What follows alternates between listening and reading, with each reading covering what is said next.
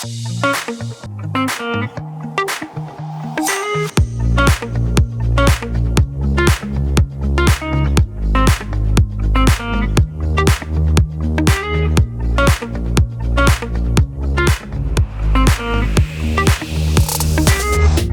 everybody, and welcome back to the Price to Sell podcast. I'm your host, Matthew Campoli, and today we have another incredible guest. We have Mila Sheina, realtor in the GTA. You can find her on Instagram at Mila's Toronto. That's right. You might see her reels everywhere. But welcome to the show, and thank you for coming. Thank you. First podcast. Thank you for having me. Yes. Are you nervous? A little bit, yes. It's okay. Okay. Let's do this right now. Shake it off. Get rid of the Getting butterfly. a little sweaty. Maybe don't post that part.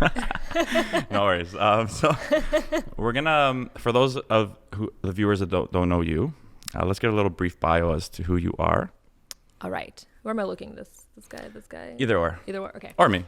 All right. Sounds It's kind good. of organic. Brief bio. All right. Yeah. So I started in real estate.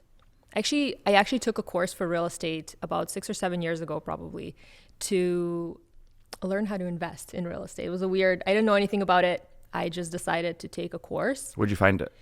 It was a NARIA course to become a realtor. Oh, cool. So I was like, well, I'm going to learn everything about real estate. And I started learning to learn. Yeah. And I went in person to study. I was very studious. And everybody in my class was learning to pass and not to learn, which was really weird to me. And after, interesting. Yeah, and this was back in the day when you needed 3 courses and you could get Same. your license. I did that too. Yeah. Yeah. And as the courses were coming along, I was starting to get a little more fired up about becoming a realtor because I'm like, these people are excited about it. But everybody I would talk to that I knew, they were like, oh, man, realtors are a dime a dozen. It's like such a bad career. Just don't go there. It's like so hard. So anyways, I didn't really do anything with it. I realized that I didn't learn. This is a jab into the school system. No worries. I did not learn anything about real estate much. I felt like the courses were really about how not to get sued. I don't know if you Yeah, a lot of legal stuff. Well, there's a lot of that stuff you just have to forget. Yeah. Because once you actually start, it's restart. You know? My first lease deal, I had no idea. I came into my office and thank God somebody was in there. There was a guy who was on the phones, and I think he was agent support. And I'm like, so I have a client outside right now, in the distillery district, and I need to prepare an offer. And so what do I do? Yeah. Which forms do I fill out? Where do I? And I had to call my friends who were realtors to ask where I sign, what do I fill out for a good month to learn the papers. So that kind of tells you about why there are so many realtors in Toronto. Apparently we have more than there are in New York. Yeah, there's a lot. Anyway, so the whole idea in the beginning was to learn. I was like, you know what, my 10-year goal would be to invest in real estate. That's what I wanted to do. So I thought, what better way to learn than to learn through realtor school. But before that, I was a competitive ballroom dancer. Which is cool. Yeah. We talked about that. Yeah. So I started when I was 6 years old back home in Russia. I competed, came to Canada, traveled the world. I was Canadian champion. It was a pretty intense experience. Very cool. Yeah. I brought partners from other countries to dance with me. It was a serious thing. And then at some point I decided I'm tired of being a starving artist. So I was like, I'm just going to teach and be a coach to people. So I coached for a while, and that's when I was like, you know what, maybe I'll invest in real estate, and started the courses. Then I went to interview a bunch of brokerages and found that I wasn't getting the mentorship that I would need. And people were like, yeah, you just come in and you do what you do, and we're here to print out whatever for you. Yeah. And I was like, do you guys train? Do you guys help with leads? Nobody, nothing from what I basically have experienced from where I've gone. And so I kind of got turned off, not gonna lie. And I put the idea away for a while because I was still teaching. I was still, making my money through dance. It was great. And a year later, I came across a brokerage that offered all of the things. And it was actually a very interesting situation because I don't know if anybody is into the whole spirituality or any of that type of stuff. Yeah, very much so. Okay, good. So yeah. I did a quantum healing session with a lady. So okay, she cool. She put me into a relaxed state, and I saw a dream that I had when I was very young, and it had to do with a wolf that came into my apartment. Later, it turned out that my sister had the same dream when we lived in the same apartment around the same time. So we thought maybe it was the same night. And I started kind of following this wolf situation. And I came to this brokerage to talk to the broker of record. And he turned out to be extremely spiritual. Cool. And like just started talking about like just being good people, good vibes, things like that. And he's like, you know what? I'm just going to get some paperwork. Go make yourself a coffee. I went to the coffee maker and I saw a poster with a wolf. It said call sessions with the wolf. Wow. And there was a picture of a wolf howling. And I was like, okay, then. There it is. And so I sat down and I was like, okay, you don't have to explain anything. I'm going to sign. I'm ready to go. And he was like, cool. And it was a really good start to my career. I learned a lot. They trained, they gave me leads. It, like the training was incredible there. And that's how I got into it. It's amazing. That's amazing. It was a fun story. That's a very cool story. You did mention, so you started part-time though, right? I started part-time, so I do want to talk about that. Okay. Because there's a lot of people out there who are curious, maybe getting into it and thinking like, can I do it part-time? Is it possible? A lot of people are very against, part-time in terms of if you want to actually succeed in this business. So what's your take actually having experienced the part-time and now you're full-time? So yes, let's talk about that. So that was actually one of the things that turned me off initially with getting into real estate. Any brokerage that I've spoken to when I was interviewing brokerages were kind of talking about the fact that you need to be a full-time agent. And at that time, my career, I was doing great with my dancing. I was teaching a lot. It was like, I was getting paid like $120 for one lesson of teaching somebody. And it was like, dancing is a very relaxed and fun type of environment, very different from real estate. It could be very stressful in real estate, as you know. And so I didn't want to lose that. I wanted to continue to have my ties to dance. That's my, passion. And I thought, I just want to dip my toes and see how it goes. And I know that a lot of people do that. There you go. I could be a rapper. Rapper Mila. Yeah, I imagine. And so that was a turnoff for me. And I know it is for a lot of people. And since I've started and realized how, especially if you're going into a competitive market, which is now anywhere in the GTA, before it used to be just Toronto. These days it's anywhere. Yep. Yeah. You need to be on top of your game and on top of the listings, what's happening literally 3 times a day, go on MLS. Yeah, right. And seeing what's happening. Yeah, because listen, if something's listed today in this market and you don't go today to see it, it's gone. Yeah. You know this. I just had actually my clients yesterday message me and they're like, let's go see that place that we didn't want to see 2 days ago. And I'm like, let me just call the agent and see. And I called the agent and she was like, we actually have 5 preemptive offers on it right now, and we're reviewing in 30 minutes. So I'm so sorry. Like, just, obviously you're not gonna have time. And I was like, okay. So you got to be quick, but also things change. Like my team tracks the market weekly. So we're able to catch micro trends. Whereas if you're looking at the Toronto Real Estate Board stats, they come out once a month. More macro. A week after the month is over, at which point it's already really dated information. So you're just not able to stay on top of clients. I remember I would be going to competitions with my students and I'd be having clients messaging me and asking me to submit an offer or to go for a showing, and I'm just not there. Like I'm not there for 4 days, so I can't go and do that.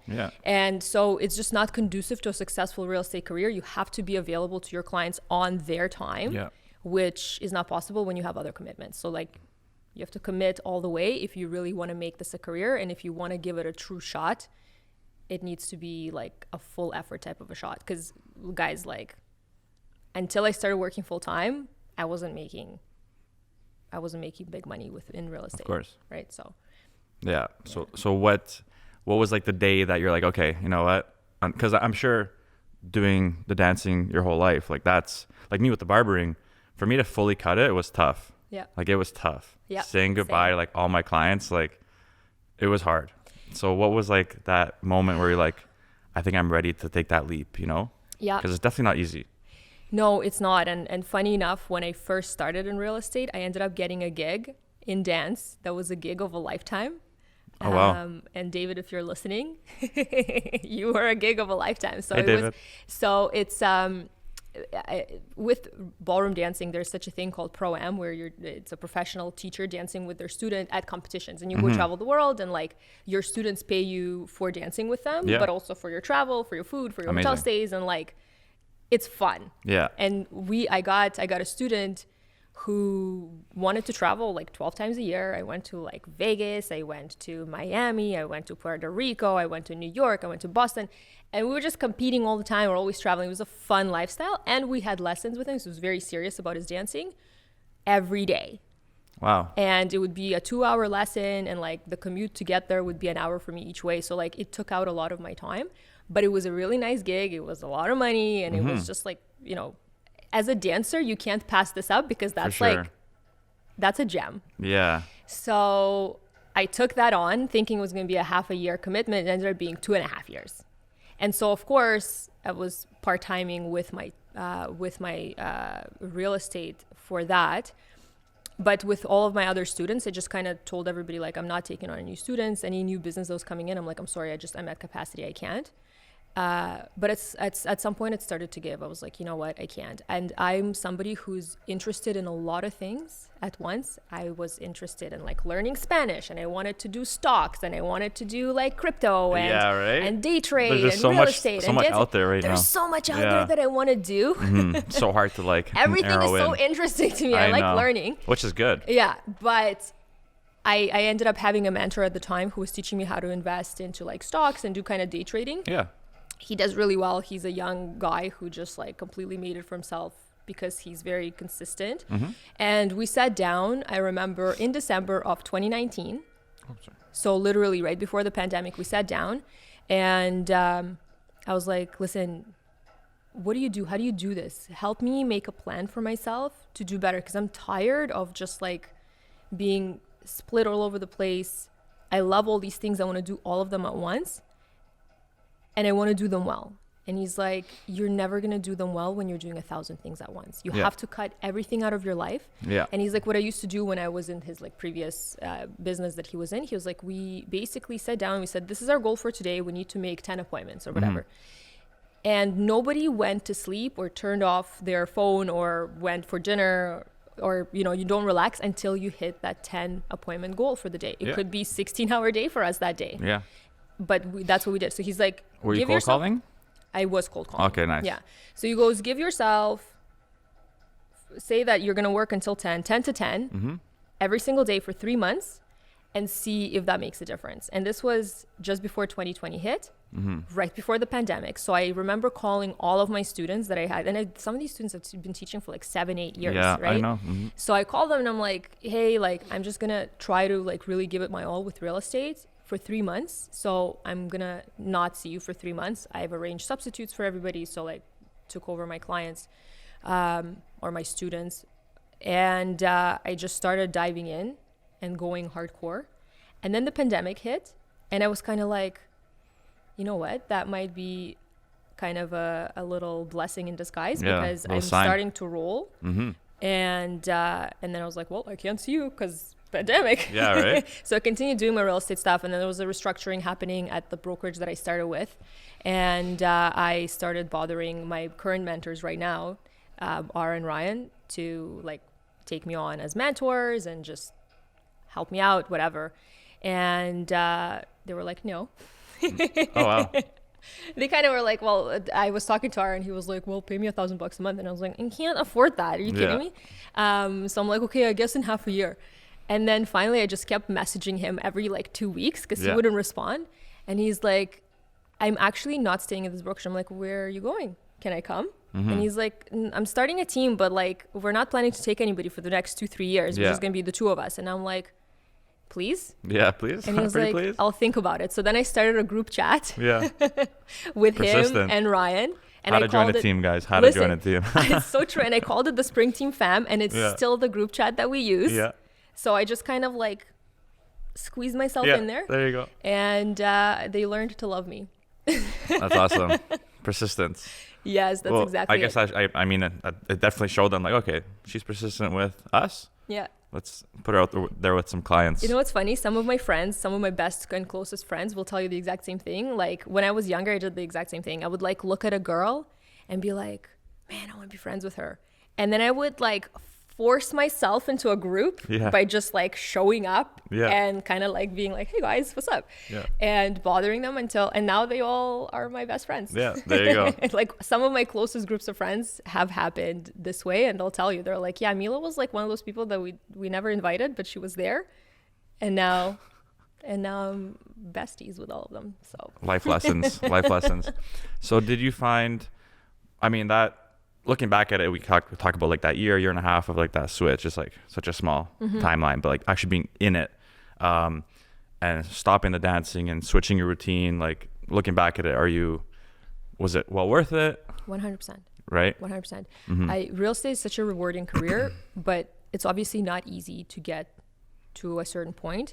And just transitioning also from like my original brokerage to my team right now, I have a ton of support and coaching and all of that stuff. But what I also was doing I said to myself, like, I don't want to depend on my brokerage for leads and for my business. I want to do things for myself, which is when I also started trying to find my own leads. I ended up finding an assistant for myself to help me. Very nice. I organized myself like later in that time. I found some other mentors also, mentorships that I paid for just in general that would, be helping you to exceed with your career and life and things like that.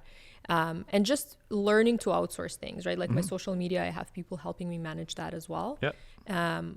Which allows me to focus on the things that are important to me and my clients to have that time. And like, honestly, the more I'm in it, the more I realize how much more time I need to invest into it or outsource. Yeah. Because in order to have a fulfilling and like really well-rounded career and I guess get that result, there's a lot of things that come with it. There's a lot of ingredients, Yep. Yeah. I just hired an assistant. Nice. And I've needed one for like the past 2 years. Virtual or? Yeah, she's not in Canada. Yeah, but neither's mine. Awesome. You have to. That's how you gotta do it. And it's someone I trained personally. Yep. It's actually something I'm working on in the background, guys. Nice. Stay tuned. Okay. And yeah, she's awesome. She's helping. Like, I suck at Excel. For example, I don't even know what a cell is, and she's like incredible at it. So just organizing my whole database, like all these stuff I've been like pushing on the back burner for so long. She's done in like 3 days. Yeah. So. Shout out Estella. Thank you so much. VAs are invaluable. Tell anybody I talk to who's like a newer agent or wants to just like take themselves to a new level, I'm like, man, get a VA. Yeah. Get an assistant. It helps a lot because it takes off all the repetitive tasks that are, that don't require your expertise as much as a realtor off your plate. So then again, you can spend time in showings with clients in front of your clients who are actually serious. And like, for those of you who don't know, for every 100 people you speak to, there's a very small percentage of those that are going to actually follow through and do a deal with you. So you have to talk to a lot of people, right? So a lot of the times it's a numbers game, which if you are doing it yourself, you can lose on your own quality if you're like bogged down and doing that all the time. So it's so true. Yeah. And it's like a mentor once told me, don't shotgun everything. You need to rifle. Just nice. Because when you shoot a shotgun, the pellets spread, goes right? Everywhere. Yeah. You need to just rifle what you're doing. Like laser in, focus. Because I'm the same as you. I'm like, this looks cool, interesting. Crypto. So I'm the exact same. But I'm like, all right, real estate. Put the blinders on, and that's it. Yeah. I do want to dig into the mentorship though, because I think it's so important. And clearly you have multiple different mentors. avenues and mentorships. I have a life coach. I have my mentors in my office. You know what I mean? I have certain guys I talk to about different things. Yeah. Ladies and men.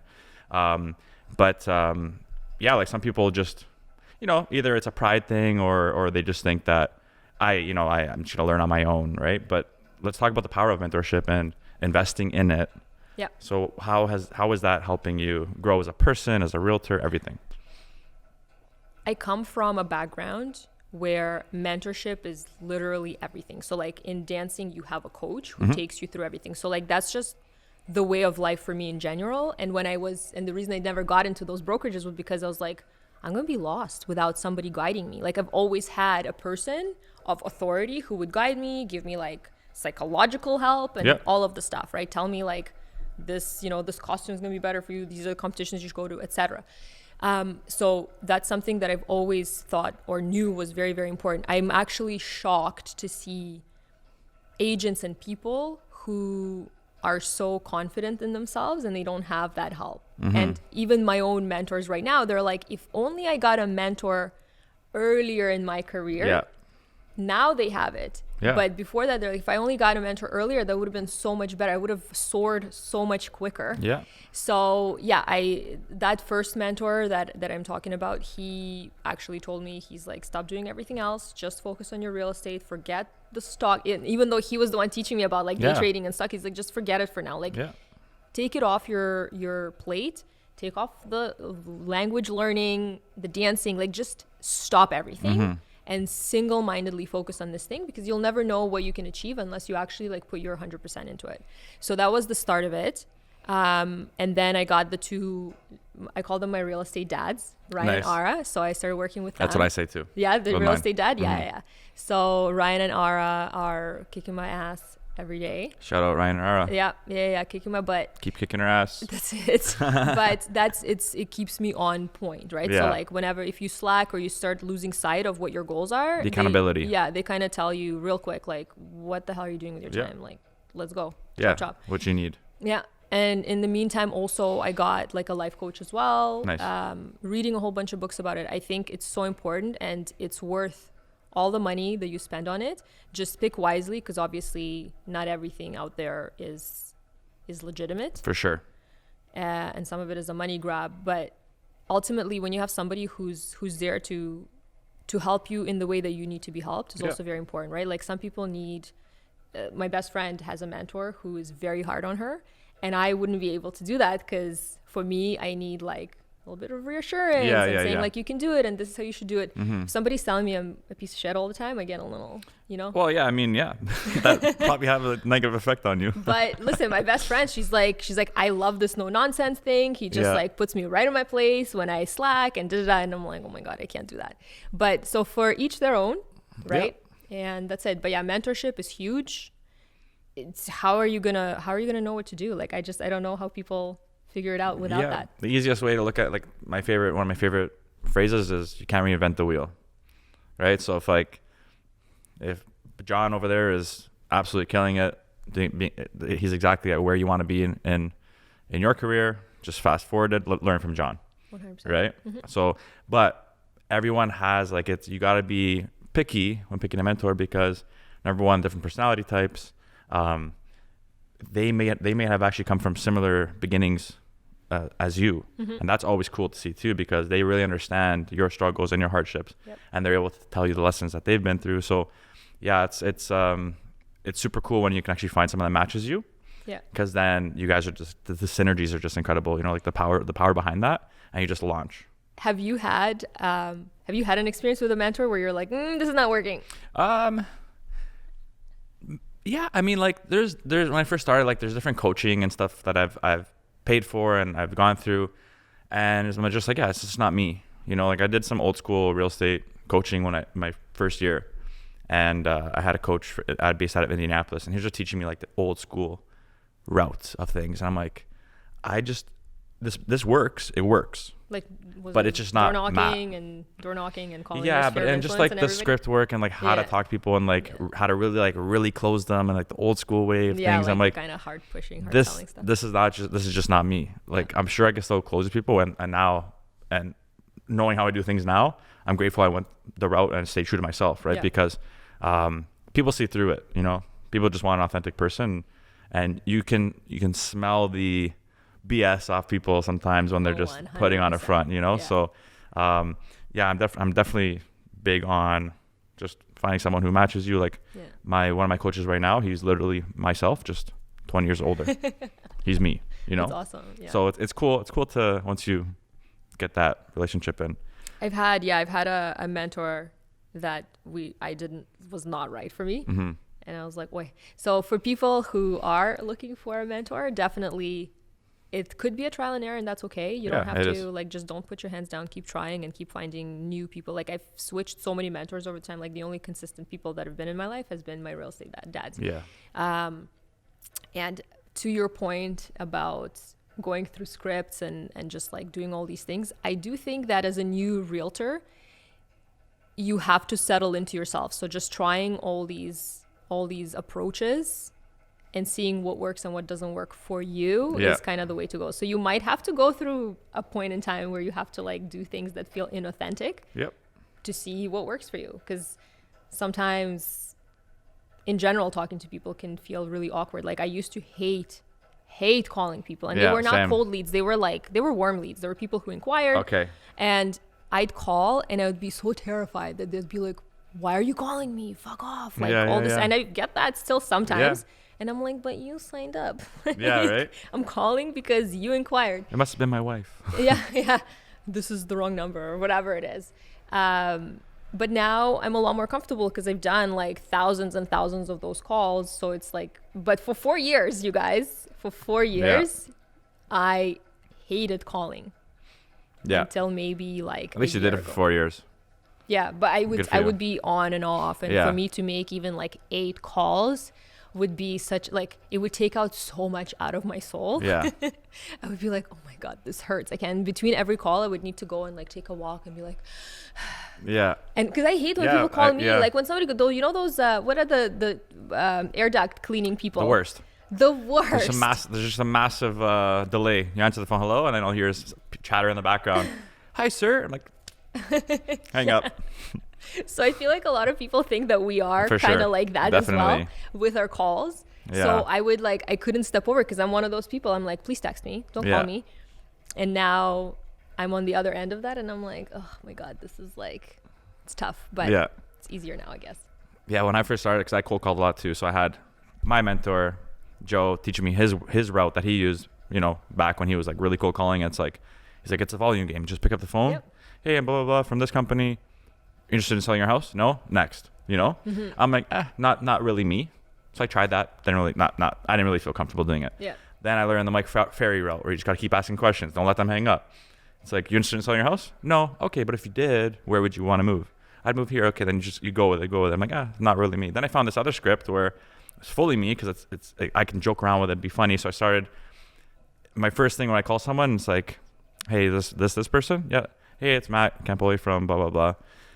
This snow really sucks, eh? Like this weather is brutal out there. And they start laughing and I start making jokes to break the ice. Mm-hmm. I'm like, hey, this is me. Now they're laughing. Now they're a little bit more comfortable. Now I can ask maybe if, they ever thought about selling their home. So you find what works for you. And that worked so well for me. Even if I didn't get them, I got their email at least. I put them in my database, so it's, but I definitely do not do that anymore. I mean, for starters, it works, but I can't cold call anymore. No chance. Well, yeah. So at some point in your career, you start working solely off of like referrals, right? Yeah. And definitely. Creating avenues. Once you get connections, like what you were saying, right? Once you have connections and you have stuff to offer to people, all you have to do is like kind of create an information page and people reach out to you at that point. But when you're starting out, you got to be like just leveraging every possible avenue you can. You got to be on it.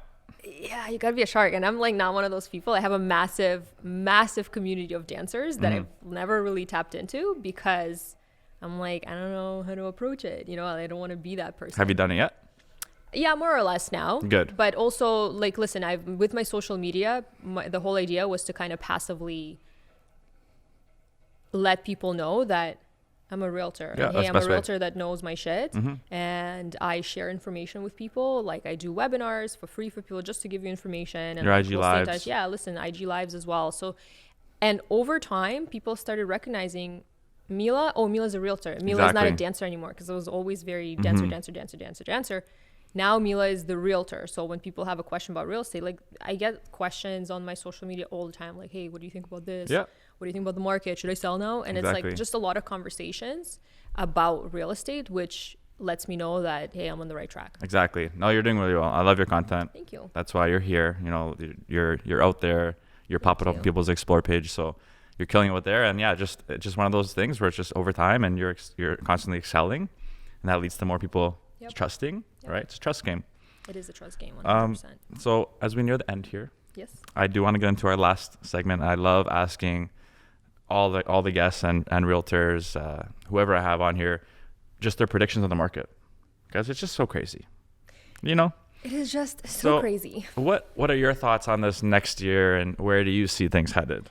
I am bullish. Okay, me too. Of course, yeah. I mean, listen, I think if you know what's happening in Toronto and just the supply and demand situation that we have, you understand that it's a long-term bullish game regardless. Like there's always going to be ebbs and flows in the market. Yeah. And whenever we have a push like we have right now, I can see that it might, looking at like charts, just going back, whenever there is a nice rally like this, there's a little bit of a dip before going back into like a steadier upward curve. Yeah. So if the worldwide pandemic did almost nothing to the Toronto market, we dipped and recovered so fast. Yeah, we did. What would need to happen for Toronto prices to drop down?